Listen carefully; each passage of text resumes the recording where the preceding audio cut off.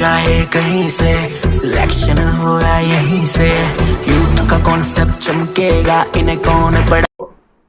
What is capacitor? Capacitor किसको कहते हैं?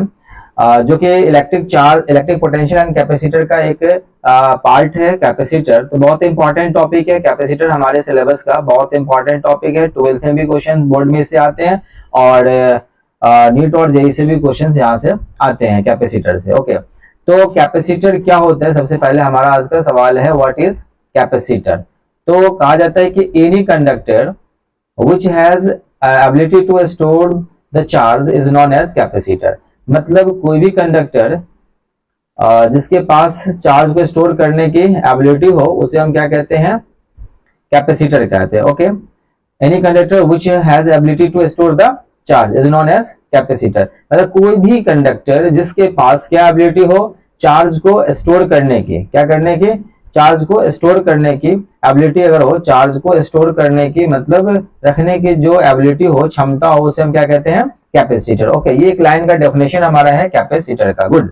उसके बाद हम लोग बात करते हैं कि चार्ज जो स्टोर करता है वो किस तरीके से करता है। तो कहते हैं the charge on a capacitor. अगर किसी कैपेसिटर के ऊपर चार्ज हो या स्टोर किया जाए किसी कैपेसिटर के द्वारा चार्ज, है ना, by a capacitor. Okay, clear है कि चार्ज किसी कैपेसिटर के अंदर स्टोर हो या स्टोर किया जाए बाय कैपेसिटर, कैपेसिटर के द्वारा, वो किस पर डिपेंड करता है? Depend on the potential difference. This is the very important sentence, ये बहुत ही महत्वपूर्ण सेंटेंस है बच्चों। तो कहते हैं कि चार्ज किसी कैपेसिटर के द्वारा जो स्टोर किया जाता है या वो उस पे चार्ज स्टोर किया जाता है किसी कैपेसिटर के द्वारा, उससे वो किस पर डिपेंड करता है? पोटेंशियल डिफरेंस के ऊपर। ओके, जैसे कि आपने यहाँ देख पा रहे होंगे Q is directly proportional to V। इसका मतलब हुआ कि चार्ज जो होता है वो उसके पोटेंशियल के अकॉर्डिंग वो स्टोर किया जाएगा। मतलब charge is directly proportional to potential difference. Okay, अच्छा एक बात मैं और बता दूं, ये जो कैपेसिटर है इसका दूसरा नाम क्या है बताओ? कंडेंसर। ओके, कंडेंसर, कैपेसिटर का दूसरा नाम है कंडेंसर। आप चाहे कैपेसिटर बोले या कंडेंसर बोले। ओके, अब बात आती है कि कैपेसिटर जो होते हैं, जो चार्ज स्टोर करते हैं, वो डायरेक्टली प्रोपोर्शनल किसके होते हैं? तो पोटेंशियल डिफरेंस के। ओके, अब यहाँ से इस डायरेक्टली को हटाने के बाद एक कांस्टेंट टर्म यहाँ पे आ गया, मतलब Q is equal to CB हमारा एक फॉर्मूला बन गया। मतलब इस डायरेक्टली प्रोपोर्शनल को हटाने के बाद इसको जब हमने रिप्लेस किया तो क्या आ गया? C आ गया। ओके, अब उसके बाद हमने क्या किया? इस इक्वेशन को थोड़ा सा आगे बढ़ा दिया, C is equal to Q by V के फॉर्म में मैंने इसे चेंज कर दिया। मतलब C को मैंने इसे रख लिया और V को उठा करके इधर ट्रांसफर कर दिया। तो C इज इक्वल टू क्या बन गया? Q बाय V, एक फॉर्मूला बन गया। या अगर आप दूसरा फॉर्मूला की बात करें तो Q इज इक्वल टू आप क्या कह सकते हैं? C भी कह सकते हैं, जो कि आप यहाँ पे देख पा रहे होंगे। एक फॉर्मूला हमारा ये भी बन गया। तीसरा फॉर्मूला की अगर मैं बात करूं तो V इज इक्वल टू अगर मुझे निकालना हो तो हम क्या लिख सकते हैं? C बाय Q, ये भी एक फॉर्मूला मेरा बन गया। ओके, इस प्रकार तीन फॉर्मूला हमारे सामने दिख रहा है किस चीज का? तो यहाँ हो गया कैपेसिटी निकालने का या कैपेसिटर निकालने का, यहाँ चार्ज निकालने का और यहाँ पोटेंशियल डिफरेंस निकालने का। ये तीन फॉर्मूला हमारे सामने दिख रहा है। ओके, अब आगे थोड़ा सा हम बात करें तो इसको हम लोग कुछ और इस तरीके से भी लिख सकते हैं। C is equal to Q by जो V है, V क्या है? पोटेंशियल डिफरेंस है। V बराबर क्या होता है? वर्क डन बाय चार्ज होता है। अब थोड़ा सा इसको हम आगे बढ़ाएं तो Q को अगर हम उठा के ऊपर ले चलें तो क्या बन जाएगा? Q square by W। मतलब C is equal to formula ये भी आ गया Q स्क्वायर बाय W। मतलब कैपेसिटर के फॉर्मूला और आ गया C is equal to Q by W। अच्छा, दूसरा फॉर्मूला अगर मैं बात करूं तो C का कैपेसिटर का क्या फॉर्मूला बन जाएगा? तो Q बाय V। W क्या है इसमें? W को हम लोग कहते हैं वर्क डन। ओके, ये है work done, work done. Okay, क्या गया? काम। अब W बराबर क्या होता है? तो अगर F इंटू D, वर्क बराबर क्या होता है? Force into displacement. एक फॉर्मूला हमारा ये भी बन जाता है कैपेसिटर का, C is equal to Q by F into D। F क्या है इसमें? फोर्स है, D क्या है इसमें? डिस्प्लेसमेंट है। ओके, अब इन फॉर्मूलाओं को हमें याद रखना है, जिससे क्या होगा कि न्यूमेरिकल्स में मुझे ये फॉर्मूला सपोर्ट करेगा। जब सवाल आएगा तो इस फॉर्मूले की मदद से हम सवाल सॉल्व कर लेंगे। ओके, अब बात आती है कि मैंने यहाँ पे जो एक कांस्टेंट लिया है जिसको हमने कैपेसिटर नाम रखा है, C नाम दिया है, इससे डायरेक्टली प्रोपोर्शनल को हटाने के बाद। तो अब कह रहे हैं कि वेयर C क्या है? C is a proportionality constant. मतलब ये C एक प्रोपोर्शनलिटी कांस्टेंट है। इट इज कॉल्ड कैपेसिटर, जिसे हम क्या कहेंगे बताइए? कैपेसिटर बोलेंगे इस प्रोपोर्शनलिटी कांस्टेंट को। अब बात आती है कि एसआई यूनिट, ये बहुत इंपॉर्टेंट पॉइंट है, ये सब ऑब्जेक्टिव में आता है हमारे बोर्ड एग्जाम में कि the SI unit of capacitor क्या होता है, तो फराडे होता है, पहले ध्यान रखिएगा। और दूसरा एसआई यूनिट क्या होता है कैपेसिटर का, C is equal to coulomb पर वोल्ट। क्या है ये C क्या है इसमें, कूलम्ब है, C को हम लोग क्या पढ़ेंगे यहाँ, कूलम्ब। ओके, और V क्या है यहाँ पे, वोल्ट। ओके, वोल्ट क्या है, पोटेंशियल डिफरेंस का यूनिट है, कूलम्ब किसका यूनिट है, चार्ज का यूनिट है। अब आप सोच रहेंगे कि ये कूलम्ब पर वोल्ट कैसे हो गया। अच्छा, ये फराडे जो है एक साइंटिस्ट का नाम है जो कैपेसिटर का एक यूनिट के फॉर्म में आ गया। दूसरा कूलम्ब पर वोल्ट कैसे आया, तो आप यहाँ देख पा रहे होंगे C is equal to formula हमारा जो बना है C is equal to Q by V। मैं आपको बता दूं, दो चीज आप कभी याद नहीं करेंगे, एक ऐसा यूनिट और दूसरा डायमेंशनल फॉर्मूला।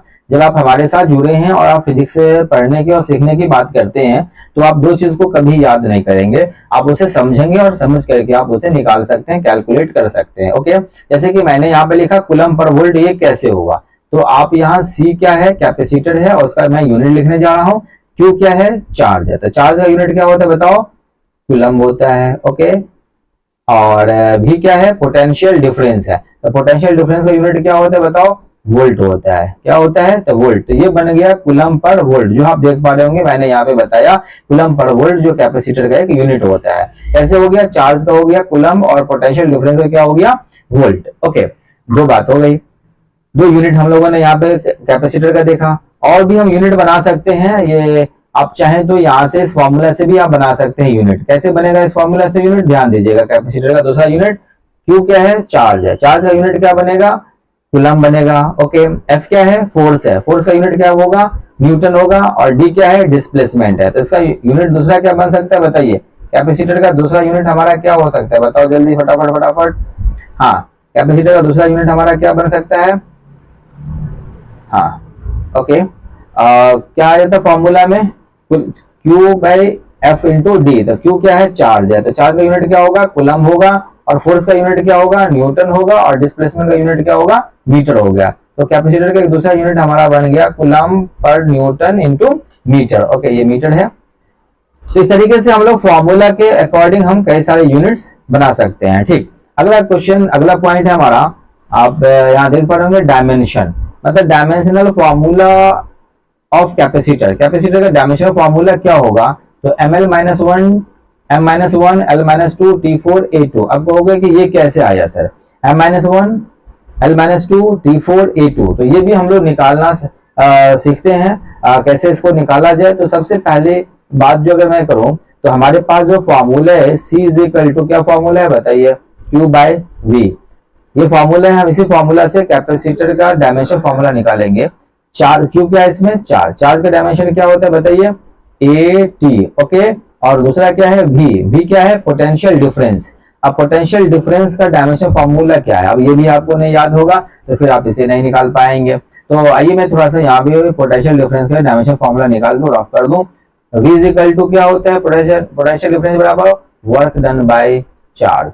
ओके, अब वर्क का डायमेंशन फॉर्मूला क्या होता है जल्दी बताइए, ml2t-2। और चार्ज का डायमेंशन फॉर्मूला क्या होता है, AT। जब आप इसे ऊपर ले चलेंगे AT को, तो आपका डायमेंशन फॉर्मूला फाइनल क्या बन जाएगा, ml2t-3a-1।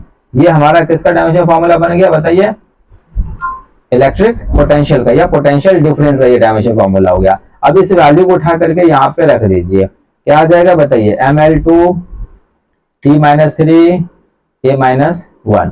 ये किसका डायमेंशन फॉर्मूला बन गया बताइए, पोटेंशियल का, इलेक्ट्रिक पोटेंशियल का। अब ऊपर क्या है, AT है, और नीचे क्या है, ml2t-3a-1 है। इन सभी को उठा के ऊपर ले चलिए, तो क्या हो जाएगा, m-1 l-2, और t यहाँ पे -3 है और एक t यहाँ पे है। ओके, तो ये ऊपर जाएगा -3 और ये +1, तो कितना, नीचे से जब ये ऊपर जाएगा तो -3 है तो +3 हो जाएगा, और ये +1 है तो कितना हो जाएगा, t का पावर 4 हो जाएगा। और फिर क्या होगा, a टू d पावर कितना हो जाएगा, ये -1 है, ऊपर जाएगा तो +1 होगा, और एक a यहाँ पे है, a क्या है, एम्पियर, तो a का पावर कितना हो जाएगा, 2 हो जाएगा। तो इस प्रकार हमारा डायमेंशन फॉर्मूला कैपेसिटर का क्या मिल गया, m-1 l-2 t4 और a2, जो कि आप यहाँ पे देख पा रहे हैं। तो इस प्रकार हम लोग किसी भी फिजिकल क्वांटिटी का डायमेंशन फॉर्मूला को समझ सकते हैं कि कैसे निकाला जाए। अगर आप रटेंगे तो एक फिजिकल क्वांटिटी हमारे पास नहीं है, फिजिक्स में बहुत सारी फिजिकल क्वांटिटी, आप उसे रटते रटते आप भूल जाएंगे, है ना। तो रटना नहीं है, आपको यहाँ पे सीखना है कि फिजिक्स क्या है और किसी भी फिजिकल क्वांटिटी का डायमेंशनल फॉर्मूला हम कैसे निकालें और उसका यूनिट भी हम कैसे निकालें। ओके।